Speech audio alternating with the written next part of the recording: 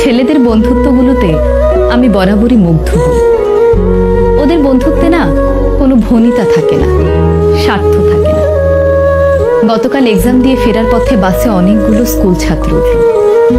দেখলাম ওরা একজন আরেকজনের ভাড়া দিয়ে দিচ্ছে, একজন আরেকজনের ব্যাগ ক্যারি করছে, একজন আরেকজনকে বলছে তুই যদি রেজাল্ট ভালো না করিস তাহলে কিন্তু ভবিষ্যতে এমন বাসের হেল্পার হবি।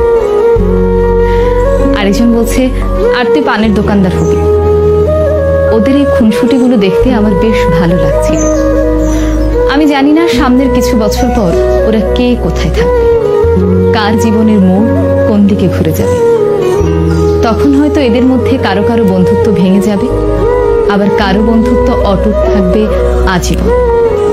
তবে ওদের এখনকার যে বন্ডিংটা, এটা দেখে আমার খুব ভালো লাগলো।